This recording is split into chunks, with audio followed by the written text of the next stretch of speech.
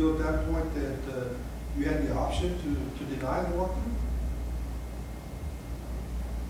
Why is that? I didn't get an answer. No. Why is that? I do not know. Like you felt that he was asking you to do it and ordering you to do it, or did you feel like you just walked away at that point?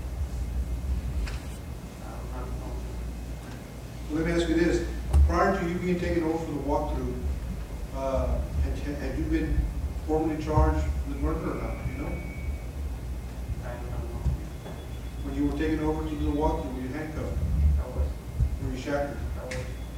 At the time, prior to you doing the walkthrough, were you, were the shackles or the handcuffs ever taken off of you? Did Detective Ortiz mention anything about your family or not at that time? He did that time. When you were having the meeting with Detective Ortiz, where was that meeting taking place? Very foreign days.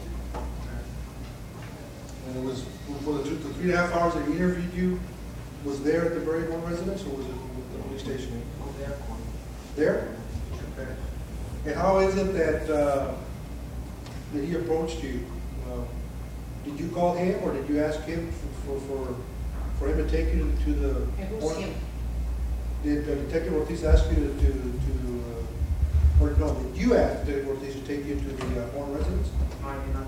Okay. Who suggested you go to the Horn residence? Mr. Ortiz, Detective Ortiz. And for what reason? Did he tell you? No, he didn't. Until I got to the residence. Okay. And when you got there, what happened then? He started telling me he was ordering me to say the thing what I said. These were the rights that were read to you each time before each video statement, right? Right. You were there, right? Right. You saw the first video. Right. You remember Detective Clipper reading you these rights. Right. You remember he read you these rights, told you you have the right to remain silent.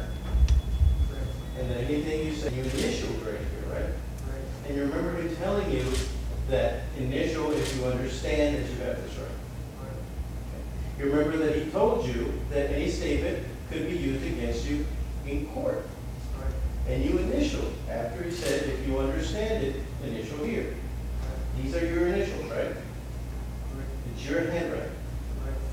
Right. He told you that you have the right to have a lawyer present, both during and before any question, right? Right. And you initialed right there that you understood. Right. And he also told you if you didn't have the ability to hire a lawyer, that the court would appoint one to you, right? Right. And you initialed right there. Right. And he also told you that you had the right to terminate the interview at any time, right? Right. And you initialed right there. Right. Then he read to you that you read the statement of your rights, right? Or that it had been read to you, and that you understood those rights. Right. You read all of this, and you were willing to discuss whatever questions they had for you. You didn't want a lawyer at that time, right? And you signed. That's your signature. Right. Okay? Can you tell us on what date it's signed? 26/09. At what time was it signed? What time does it say it was signed? 11:03. In the evening? Yes. To the best of your recollection, is that about right? Is that the date and time that you signed this? Correct. Let's move on to State's Exhibit number 2. On what day were you given these rights? What day were you read these rights? Was this the morning after the first video? Yes. Okay. So that would be the 27th of October?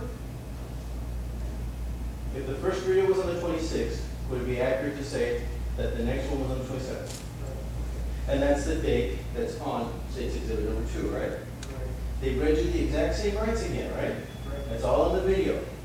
And these are your initials next to each one of these rights. All right? So it's the second time that you're told about your rights. Okay. And they read to you again that you understood these statements of these rights that were presented to you. Right? To suppress, motion to suppress is denied. We'll